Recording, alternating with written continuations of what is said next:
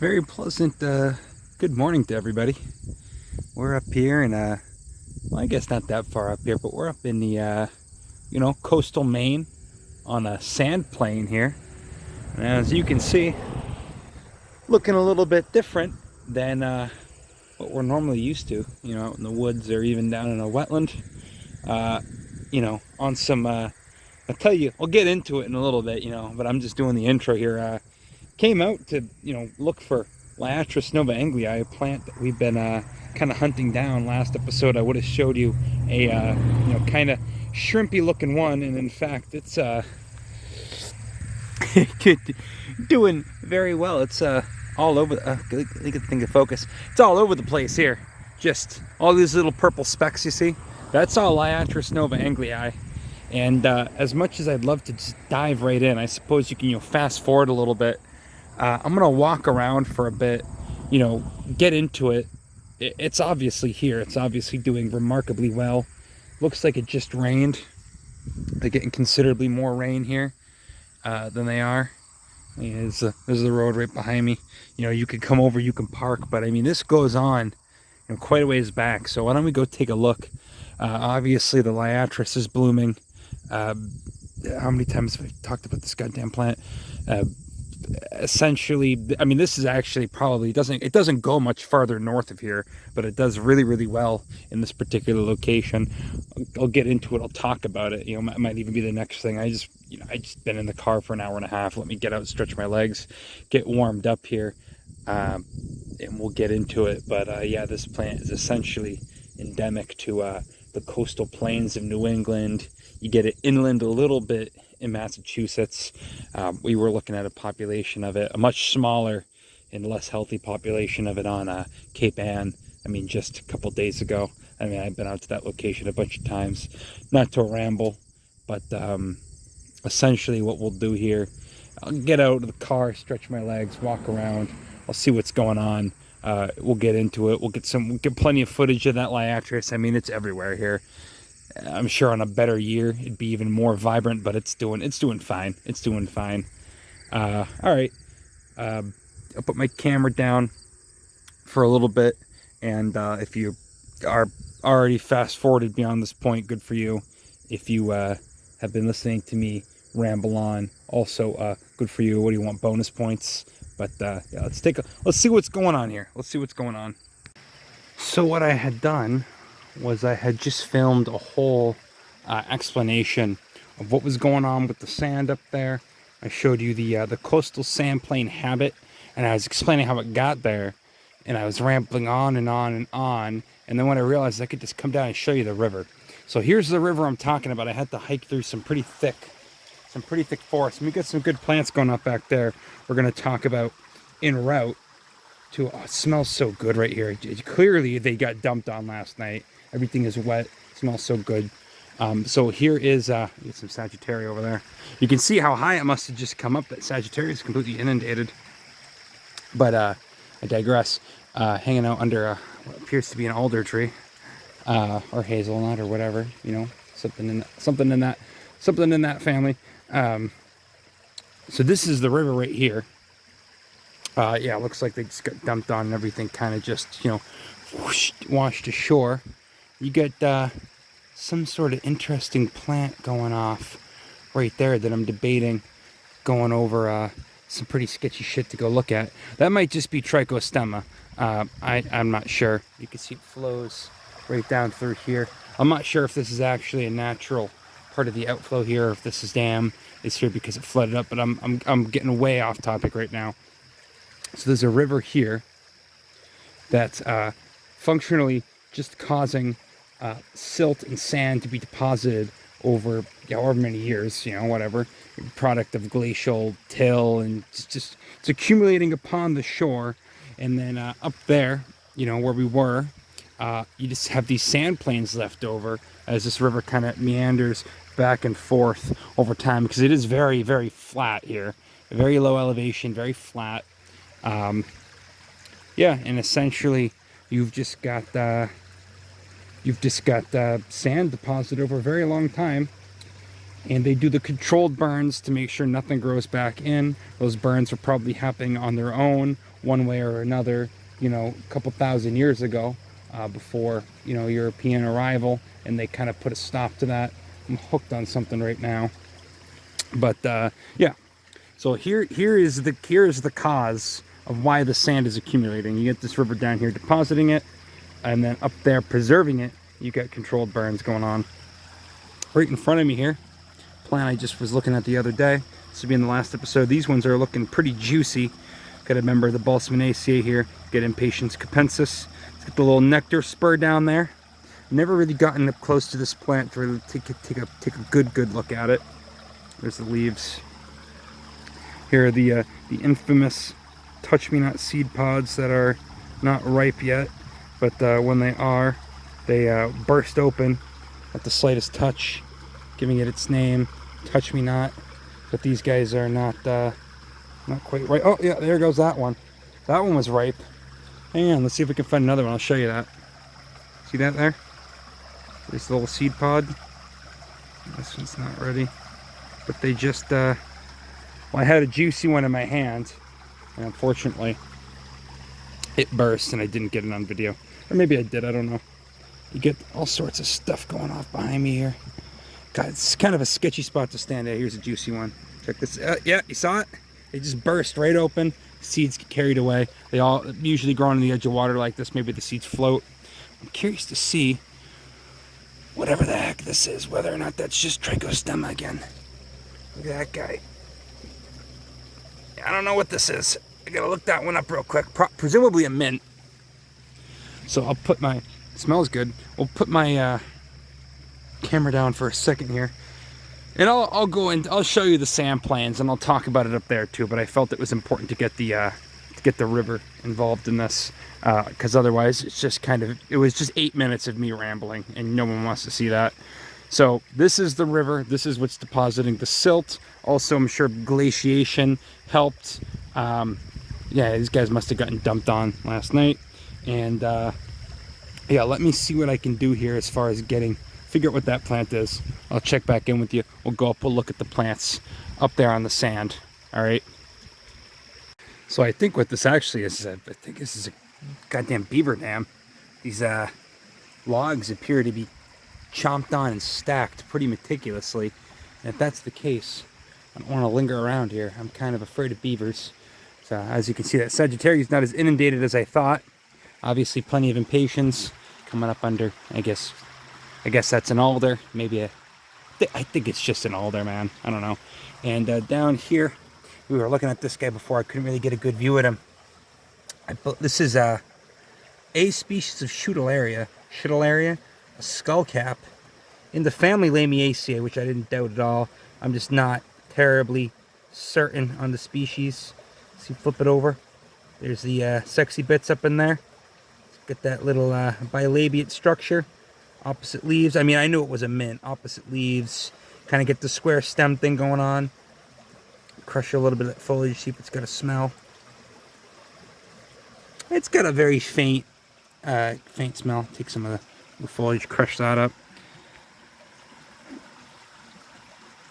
Not really even minty, but it does have a faint aroma. Coming up with the, it's a nice contrast. It's really beautiful. Really nice contrast with the Impatiens. So you get the blue, this blue Scutellaria species, and then you've got the Impatiens, you know. Nice, really nice blue on orange contrast. It's really peaceful. I've just been sitting here for a few minutes, but this is not technically what we came here to see. We came to go look at a much rarer. You get some Persicaria over there. Get some polygonaceous bastards.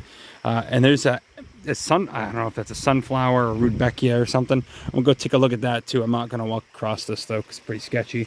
But you got a Sagittaria, Scutellaria, Impatiens, Alnus, and some other.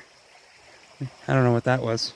It looks almost like that Verbena hastata or something similar to that. But yeah, nice collection of plants here at the edge of a stream. You get a goldenrod, you get a soldago, you get lots of the soldago coming in. So we're gonna backtrack through where I just walked through. I'll show you some of the stuff growing back there, and then we'll get to the main event. I gotta put my phone down so I don't die here.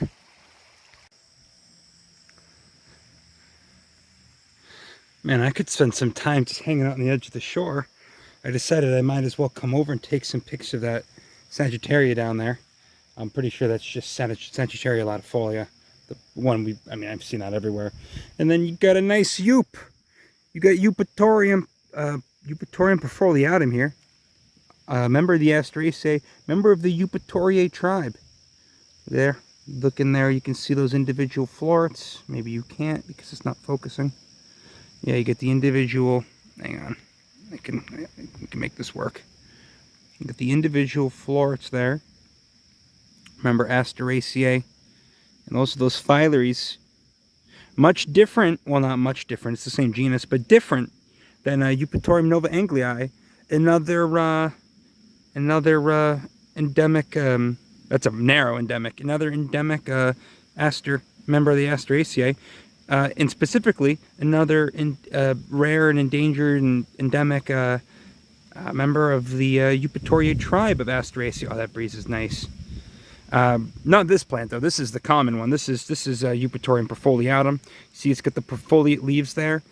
We've seen this plant before. Oh, it's like a cat tongue. It's kind of funky. It's got some new shoots getting ready to go off there. Some of these down there are spent, and some of them are going off right now. Eups are cool. The Liatris, which I mean we saw it. We can go take a close look at it right after we get done digging around in the woods here. Same tribe, Eupatoriae, although Eupatorium and Eutrochium, the Joepieweeds, are more closely related to one another. They're in the same subtribe, I believe. And then Liatris is in a Liaturiae. It's in a different subtribe, but in the same. Functionally, they're in the same tribe. They're Eupatoriae. I mean, you can get really into it with the asters. There's so many of them, but just know that this is not too distantly related. Even being within the same family, this is not too distantly related to the Liatris we're going to go look up. This is not that rare Eupatorium, though. This is Eupatorium perfoliatum. This is common boneset, growing exactly where you expect to see it, but not on those gravelly Cape Cod shores. And in fact, this looks much different, not just because it's much more inundated with water. The composition of the forest behind is different.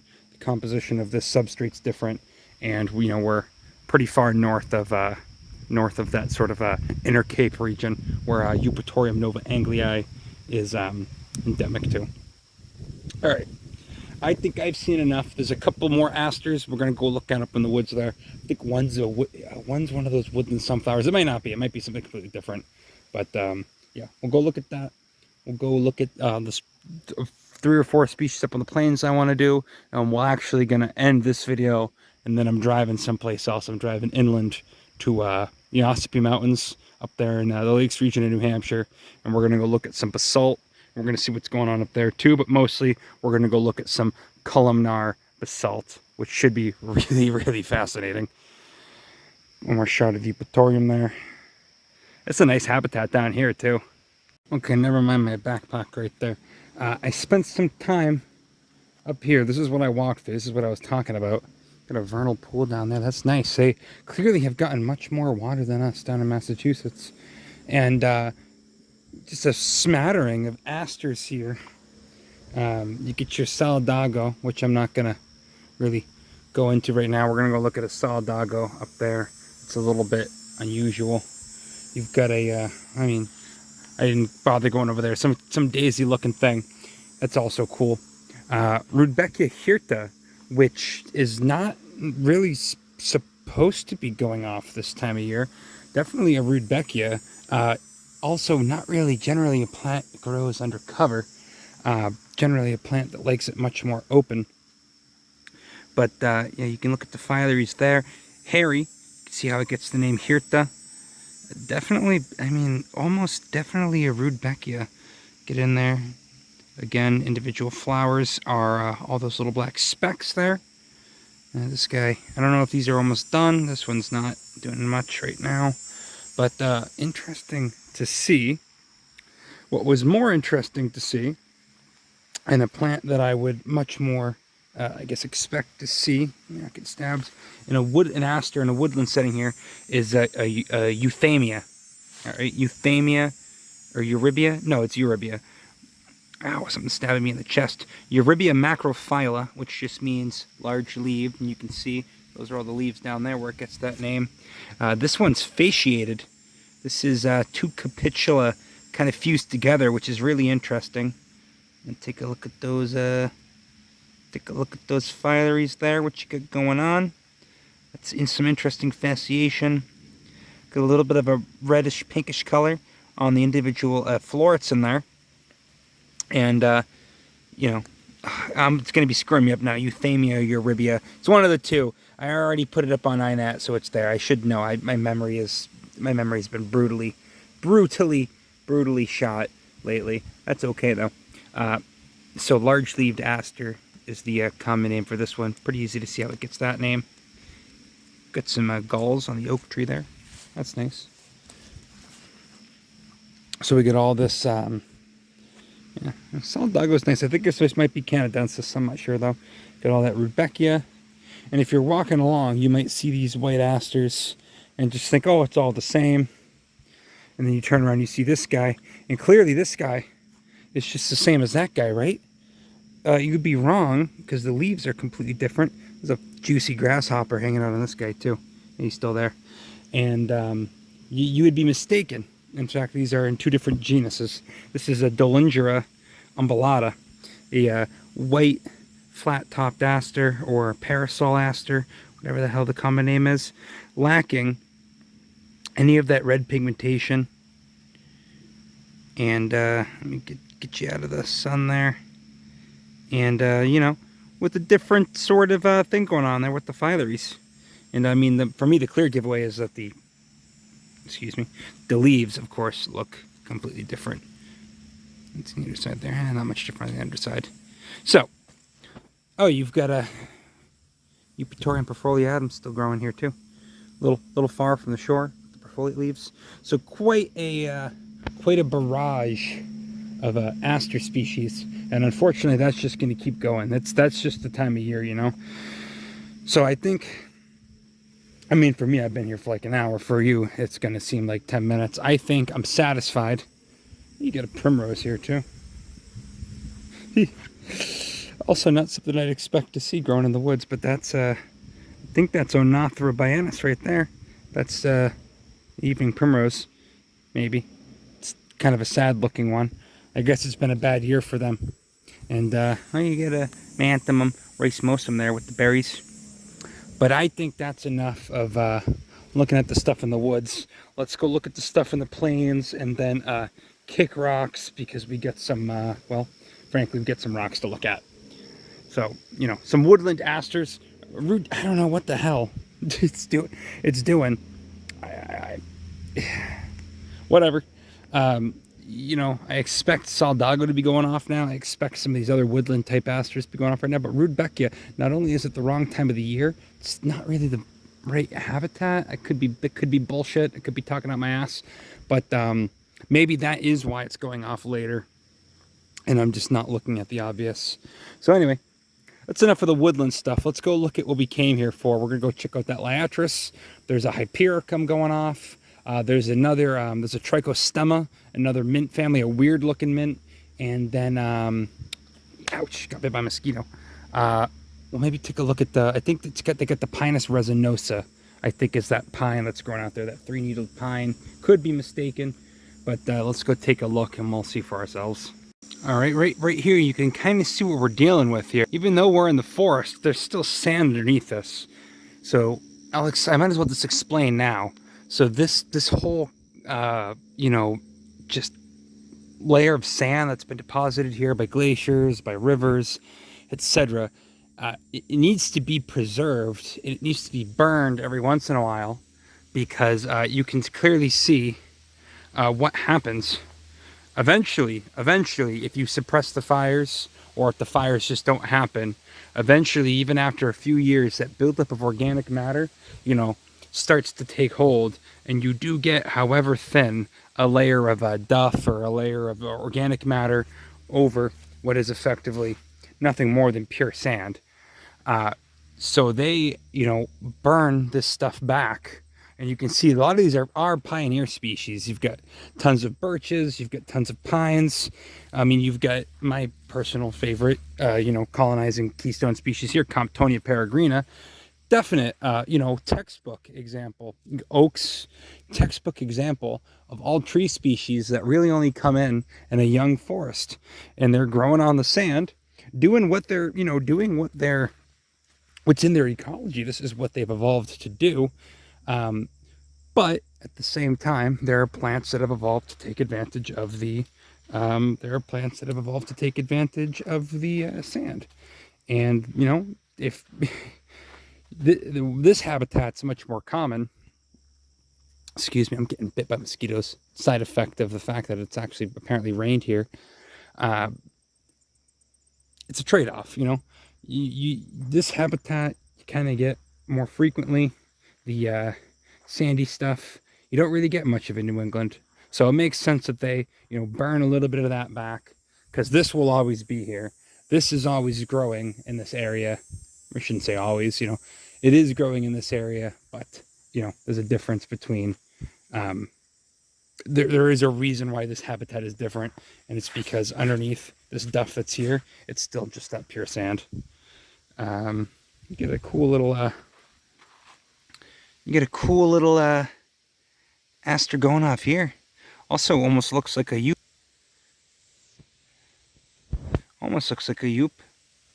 Not quite though. That might be a Solidago. Is that Solidago concolor? If I'm right on that, that's a pure guess. If I'm right on that, maybe I should take more time with the Solidagos, but it's a white one. The white ones are a little bit more unusual. Usually Solidago, you think yellow. I'm going to look that up. I'm just going to put it there. I'll let it be a mystery. Freestyling. Let's see. Okay, so we're back on the plains here. Only thing getting any sort of height here. You get some birches, you get some what appear to be Pinus resinosa, but I could be mistaken. I would have sworn they're pitch pines, but I guess they look, excuse me, I guess they do look a little different. I'll correct myself if I am wrong, because I'll just fucking look up what species they are.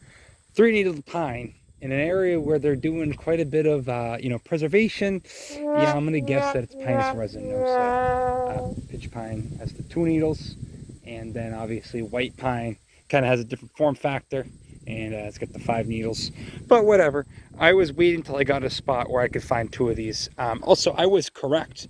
That Solidago I was looking at back there, it's not concolor, bicolor. I knew what plant it was. So cool. I was just slightly wrong on the prefix. Bicolor, not concolor. And here's yet another species of Solidago. This is Solidago nemoralis, the field goldenrod. Pretty common one. I like a lot of the ones that have the bigger flowers.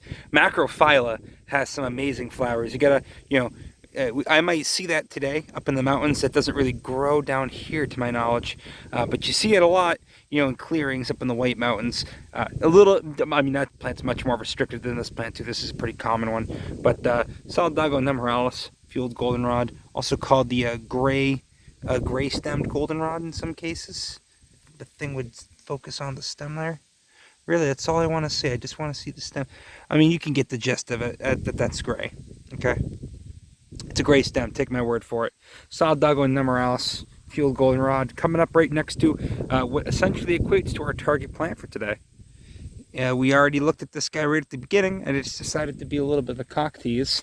And this is Liatris novae-angliae, an endemic, I'm hesitant to say endemic, but certainly a plant with a restricted range, essentially found from Long Island up to just about here. Inland a little bit in Massachusetts out to the Quabbin Reservoir. And I've seen this plant in areas where it's not being managed and it just wasn't really doing well. Here, not right in this exact spot, but like over there where we walked in, it was everywhere. It's over here. I just saw one. Where the hell did it go? You can really see a Solidago lit up down there. Oh, there's one right there, there's one right here.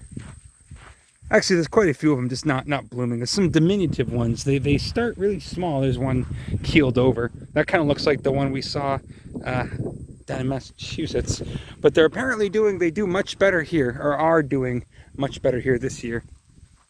So Eupatorium is the tribe, same tribe as Eupatorium novae-angliae, that actually, for all intents and purposes, much rarer, much more restricted species of plant down there, and the inner Cape Cod, and yeah.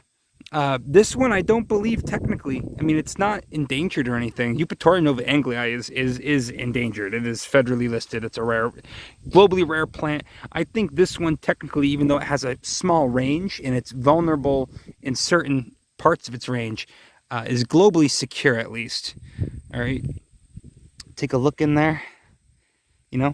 Remember, Asteraceae, each one of those little purple things, individual flower. Eupatorium, he's got the style sticking out there. Pretty common. A lot of them are purple too.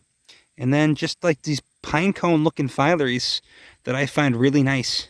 I really, really do enjoy the phyllories on this guy. You are probably looking at this thing thinking, hey, I've seen that plant before. A lot of people have Eupatoria spicata or Eupatoria punctata. In fact, I think both are naturalized in New England, but they're native to the Midwestern states. Liatris as a whole, I think, is pretty much restricted to North America, maybe even to the United States and Canada, but I'm pretty sure you get it in Mexico and maybe one or two in the Caribbean. That could be bullshit. Definitely at least restricted to I'm 99% sure they're restricted to North America. If you get some South American ones, I have to apologize, but wonderful genus of plant and a wonderful tribe of the aster family. I don't know why more people don't plant this out. I think it's habitat grown on the sand here. Again, back up, let's see where this is growing. Oh, it's always important to get the context of the plants. Where do they grow? Might be a little bit hyper specific. I know my mom's got my mom down there, she's got a Liatris punctata planted in her garden, which, I mean, don't get me wrong, nothing wrong with planting, I mean, the extent of their natural range, I think, goes into, like, New York. I mean, it's not like, I'd rather you plant Liatris spicata than, some invasive shit. That breeze is so nice. It's a beautiful day out today, by the way. And what differentiates that from this, the spicata punctata, a lot of other Liatrises, is just the general form factor of the inflorescence. They're all spikes. This one's just got, the flowers are just a little bit less, you look at like Liatris punctata, it just looks like a purple club. This one's actually got what, again, they're not individual flowers, they're capitula, clusters of individual florets, just a little bit more broken up, I think it's a very handsome flower. I think all Liatris are very handsome. This is the one that's kind of endemic to the region, Liatris novae-angliae. I mean, how can you go wrong? I don't know why this isn't being planted out. Don't know why this isn't available. Apparently, they used to think this was a similar to the Eupatorium novae-angliae, a subspecies or a variation on a different species, and then the DNA, evidence revealed that was not the case. So if you Google, and I call it the New England blazing star, if you Google, or New England gray feathers, whatever, if you Google northern blazing star, which is also apparently technically a common name for this, I guess, but you shouldn't really be using common names, you get a different species. In fact, if you Google New England blazing star, you get a different species for this. So they are planting out, it's closely related, but grows a little bit south of here. So I don't know. I guess they're just not willing to let us have our own endemic species up here. Of course we do, a handful of them. Nothing like you get out west, nothing like you get in the deserts, certainly nothing like you get in the tropics, but a handful of them. And I think that they're really underappreciated, which is kind of why I do this whole thing.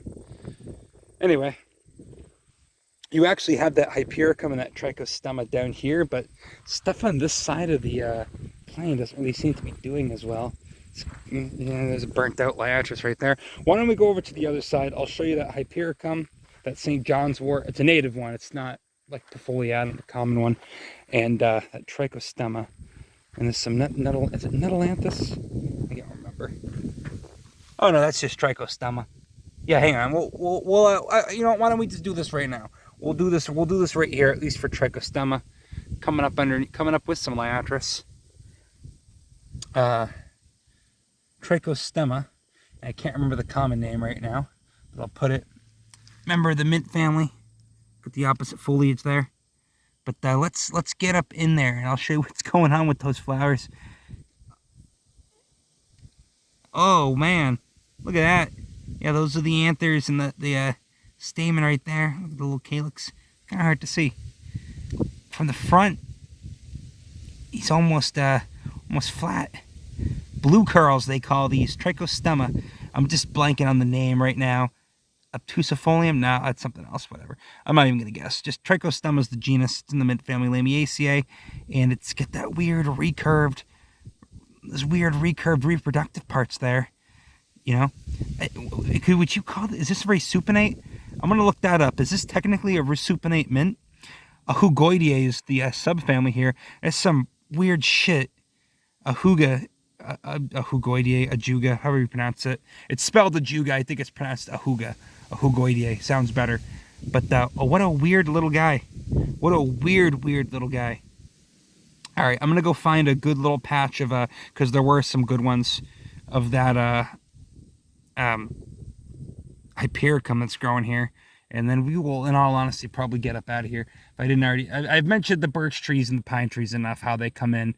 They're colonizing everything, you know. They're that early growth type of tree.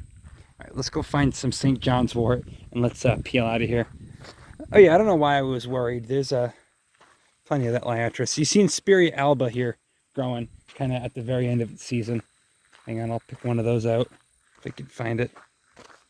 Yeah, oh yeah, there's plenty of this Liatris. Oh, this one's almost white. Look at that guy. That's beautiful. So obviously the asters are showing up.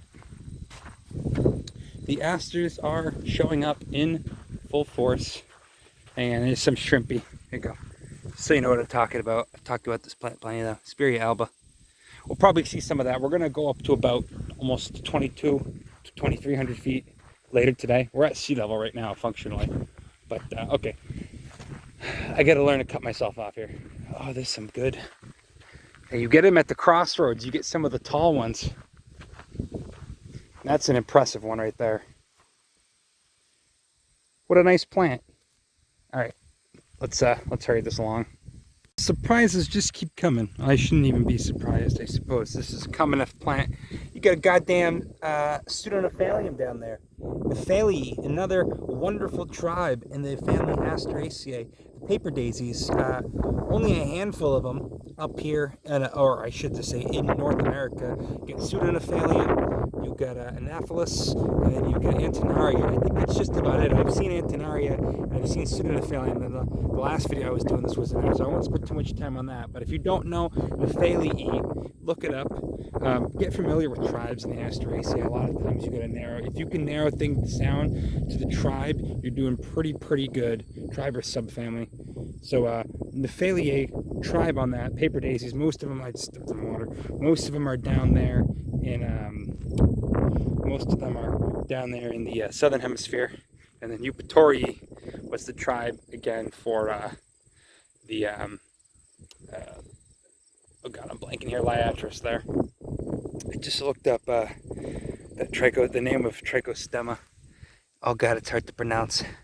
Hang on, let me get back to you. I feel bad now that I went through the trouble to look it up. Trichostema dichotomum. Ajugoideae, subfamily there. Mint family Lamiaceae, if I didn't already say that, which I'm pretty sure I did. Just a weird one. Okay, we're gonna, I see the Hypericum everywhere, but I just want to find it going off. So give me 1 second. We'll look at that, and then I think we're gonna jet out of here. I'm rambling on enough. All right, here's that species of Hypericum, Hypericum gentianoides. I guess it gets that name because it appears like a gentian. Hopefully we'll get to see some gentians later today, which for you will be a video that's going to come out later, but whatever. Look at the little red things there. I can't tell if those are if those are flowers in bud or if those are fruits. Or just flowers that are done. Not so sure. There's one of the flowers there. None of them are really open. Hypericum, of course, is the genus of St. John's wort. The common one is invasive. It's from Europe. This is a native one. There's quite a few native ones. You get some really cool pink flowered ones like Hypericum virginianum, the Virginia Marsh Hypericum up here, which I've got another video. And you can see it's just a little mat here, kind of growing along the edge of the trail that they have. And yeah, I think I gotta cut it off here.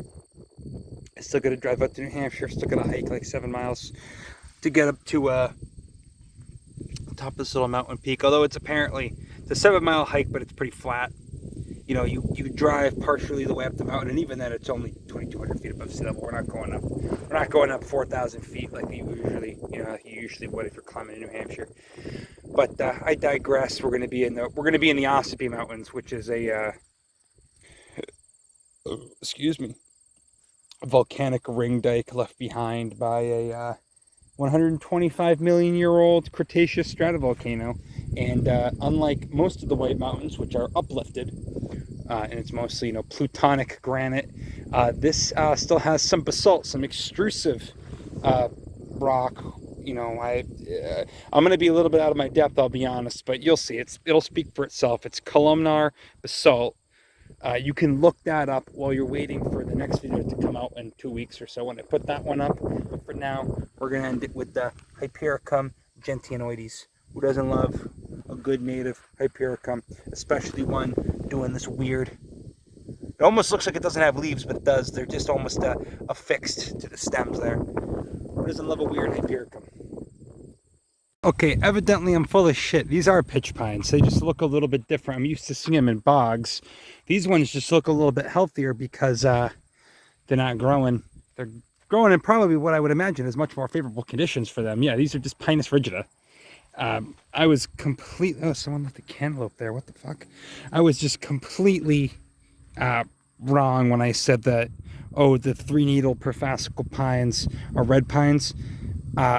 No, it's pitch pines have 3 needles per fascicle. Clearly these do. I've seen pitch pines a million times and never gotten tripped up like that. So I'm a little bit offended, but I'll be fine. It's okay. They're pitch pines. Pinus rigida. Makes sense. Pioneer species doing what I figured they were doing. Coming up with all these different birches. Yeah, whatever. Just not as twisted and tortured as I've seen them in other locations because no reason for them to really be so twisted and tortured. And then, of course, across the way, they're getting a bit bigger. But, yeah, those are, sometimes you just make a mistake like that. It's okay. I never claim to be perfect. I'm just doing this for fun. Yeah, all right, you creeps. Next stop is the Lakes region, New Hampshire. Going up to a 125-year-old volcanic ring dike where there was once a massive stratovolcano. Using the magic of film editing, I'll now appear there and/or at a location I decide to stop at on the way there because I see something interesting. But here we go.